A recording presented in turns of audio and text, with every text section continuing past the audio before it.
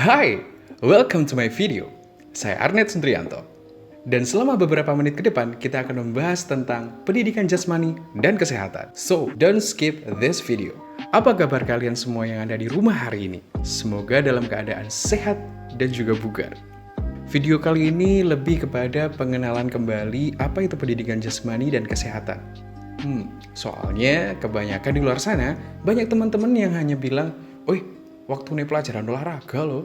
Tapi sebetulnya pendidikan jasmani dan olahraga itu ada sedikit perbedaan. Sedikit, nggak banyak kok. Nah, pendidikan jasmani dan kesehatan sebetulnya adalah kegiatan olah tubuh atau badan yang bertujuan untuk kebugaran. Catat, garis bawahi, ingat. Nah, kalau olahraga itu adalah usaha pengoptimalan aktivitas fisik yang bertujuan untuk peningkatan prestasi. Kegiatan olah badan ini atau olah tubuh ini adalah lebih ke kita mengolah otot kita, pernafasan kita, power kita, daya tahan tubuh kita, dan juga yang lainnya. Nah, tujuannya hanya untuk kebugaran. Kebugaran. Jadi, kondisi tubuh yang tidak capek tapi seger. Itu tujuannya.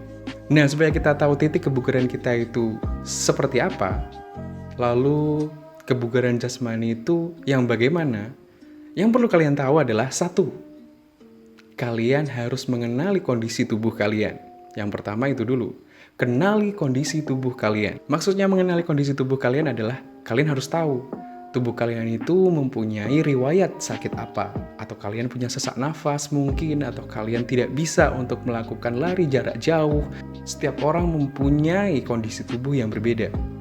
Jadi jangan sekali-sekali membuli teman kalian kalau teman kalian punya kondisi tubuh yang berbeda.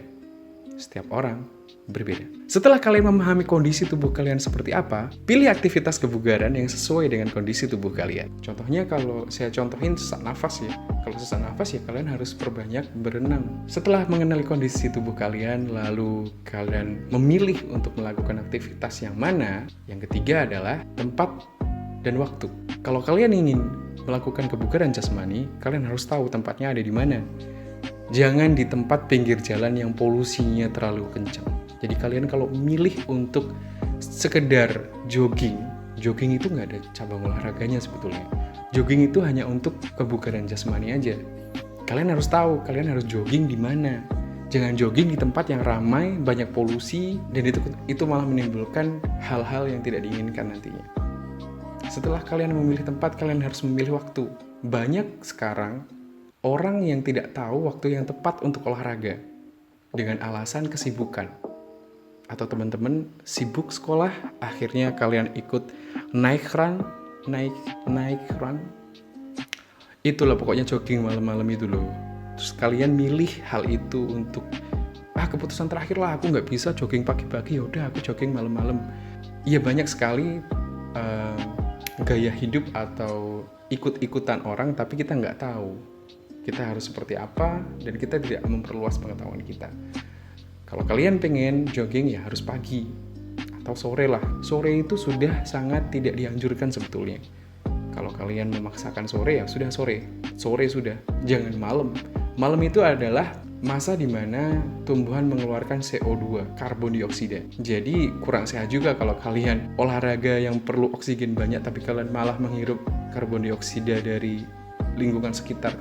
Kalau malam itu lebih ke lembab udaranya. Jadi kalian harus mengerti tempat dan juga waktu melaksanakan kegiatan kebugaran jasmani. Yang keempat, durasi. Kalian harus memahami durasi. Kalau kalian ingin kebugaran jasmani dalam tubuh kalian, kalian harus memahami durasi. Nah, durasi ini hanya sebatas segar atau bugar. Atau kalian merasa, nggak usah capek-capek, aku jogging 10 menit aja udah. Ya udah, jangan dipaksain untuk lanjut. 10 menit itu sudah. Yang penting kalian sudah melakukan itu selama 10 menit. Ya udah 10 menit. Sudah. Jangan ditambahin, jangan dikurangin. 10 menit sudah. Patok 10 menit. Kalau 10 menit itu dikira, aku udah sesek banget, ya udah dikurangin besoknya. Jangan memaksakan diri. Ingat, tujuan untuk kebugaran jasmani hanya untuk bugar. Bukan untuk kita mencapai sesuatu untuk kita tuju. Tidak, kita hanya ingin tubuh kita itu seger. Sudah. Yang kelima, batasan. Setiap orang mempunyai batasan masing-masing. Kayak yang aku cerita tadi, kalau kalian punya batasan sudah 10 menit, ya sudah 10 menit saja. Nggak usah dikurangin, nggak usah ditambahin. Itu sih yang harus kalian ketahui. Kenapa harus dibatasi? Karena kalau tidak dibatasi, kalian tidak punya patokan. Besok aku harus rutin melakukannya, durasinya berapa lama? Kalau kalian nggak rutin gitu loh. Nah, yang paling penting adalah disiplin di sini. Disiplin untuk melakukan itu rutin, entah seminggu 3 kali atau seminggu 2 kali. Nah, kalau kalian rutin melakukannya, kalian akan menciptakan gaya hidup sehat. Jadi kalian sudah tahu teori-teorinya tadi atau dasar-dasarnya tadi, rutin melakukan, maka kalian akan mempunyai gaya hidup sehat. Kebiasaan hidup sehat dengan melakukan kegiatan kebugaran jasmani. Kebugaran jasmani, bukan olahraga. Sebetulnya kebugaran jasmani itu tujuannya hanya bugar. Orang yang bugar dan melakukan itu, melakukan hal-hal yang penting tadi, tentunya harus memperhatikan poin-poin tadi ya. Kalian akan menciptakan mood dalam diri kalian. Jadi kalau kalian itu sudah bugar, kalian akan menciptakan mood yang happy atau seger setiap hari. Jadi kalian fun setiap hari. Fun? No, happy. Happy every time. Nah, bukan berarti juga kalian melakukan sesuatu hal itu dinyatakan kebugaran jasmani. Ingat, ada beberapa opini yang bilang, aku jalan kaki aja ke sekolah, hitung-hitung olahraga, hitung-hitung kebugaran jasmani. Bilangnya kayak gitu. Ya udah aku tak sekolahan naik sepeda aja, hitung-hitung kebugaran jasmani atau hitung-hitung olahraga. Begini, kegiatan kebugaran jasmani harus diimbangi dengan pikiran yang fokus. Jadi kalian walaupun itu kebugaran jasmani, tujuan kalian memang untuk hal itu. Luangkan waktu untuk hal itu saja. Tidak ada opsi kedua. Jadi jangan meletakkan kegiatan kebugaran jasmani itu di opsi kedua atau sembari gini, sembari olahraga, sembari gini berpikirnya nggak bisa nyabang. Kalau kalian berpikirnya nyabang, nggak bisa konsen, tetap itu kalian akan capek setelah melakukannya. Nah, sebetulnya kegiatan kebugaran jasmani itu bisa membuat terapi.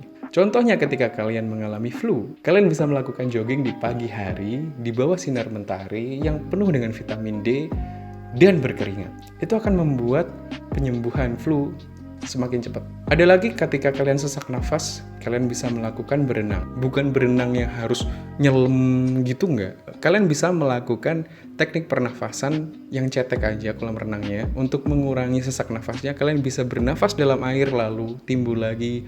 Bernafas dalam air lalu timbul lagi. Rutin itu akan mengurangi sesak nafas kalian. Nah, kenapa pendidikan jasmani dan kesehatan diberikan ketika kalian di usia sekolah? Karena pendidikan jasmani dan kesehatan di lingkungan sekolah hanya untuk kalian paham dan juga bisa melakukan. Bukan mahir. Bukan mahir. Kalau mahir itu tujuannya atlet atau olahraga.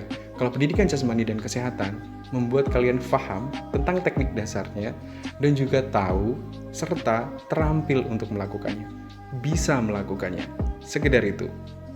Karena di usia kalian, untuk mengembangkan motorik atau gerak itu sangat-sangat dibutuhkan. Karena otot, tulang, pernafasan, dan lain sebagainya di usia sekolah adalah usia-usia tumbuh kembang. Dan sangat baik untuk dioptimalkan. Jadi kalau pelajaran olahraga, jangan izin. Oke? Nah, walaupun di dalamnya ada materi-materi cabang olahraga seperti sepak bola dan lain sebagainya, nanti ketika kalian pelajari, kalian hanya diwajibkan untuk memahami saja, memahami teknik dasarnya saja dan juga terampil dalam melakukannya. Bisa melakukannya, bukan sangat bisa, tapi bisa melakukannya. Syukur-syukur kalau kalian mahir melakukannya, kalian bisa konsentrasi di bidang olahraga tersebut dan kalian menjadi atlet, sangat bagus. Tapi, kalian hanya perlu bisa saja untuk pendidikan jasmani dan kesehatan. Gunanya ketika kalian di dunia pekerjaan atau kalian setelah usia tua nanti atau seusia saya, kalian bisa menerapkan pengetahuan kalian tentang pola hidup sehat, tentang kebugaran jasmani untuk bisa kalian laksanakan di usia-usia tua. Jadi kalian bisa tetap bugar dan sehat. Nah, untuk pengertian tentang olahraga, minggu depan aja ya. Hari ini tentang pendidikan jasmani dan kesehatan dulu. Nah, tugas kalian di rumah adalah tulis tentang kondisi tubuh kalian masing-masing. atau bisa dikatakan, oh Pak saya punya ini, dulu pernah ini, saya pernah jatuh, saya pernah patah tulang, jadi kalau push up saya nggak terlalu bisa. Kalian bisa menulis itu gitu. Tugas kalian adalah menulis tentang diri kalian terkait kondisi tubuh kalian masing-masing. Tentunya nggak sama ya setiap anak. Kalau memang tidak ada keluhan di dalam tubuhnya, tulis saja, saya nggak punya keluhan apa-apa, saya nggak pernah jatuh, saya nggak pernah patah tulang, saya nggak pernah ini. Tulis sehat atau kondisi oke. Nah, tulis juga pernah mempunyai keluhan apa ketika kalian ikut pelajaran pendidikan jasmani dan kesehatan. Pernah pening Pak, aduh saya tiba-tiba pusing, ada bintang, saya tiba-tiba pingsan kayak gitu. Tulis aja nggak apa-apa. Biar Bapak juga tahu kondisi kalian dan kalian bisa mengetahui kondisi tubuh kalian masing-masing juga. Setiap anak tidak sama ya, jadi kondisi tubuh itu adalah keadaan tubuh kalian. Jadi kalian harus tulis masing-masing. Oke? Dan tulis juga kegiatan kebugaran jasmani apa yang akan kalian lakukan. Rutin. Kalian harus menulisnya. Usia kalian adalah usia yang bagus banget buat mengoptimalkan otot, pernafasan, daya tahan tubuh, tulang, dan lain-lain. Jadi, jangan sia-siakan masa kalian tumbuh kembang ini. Oke? Nah, demikian video dari saya. Ada kurang lebihnya, saya mohon maaf. Sampai jumpa di video berikutnya.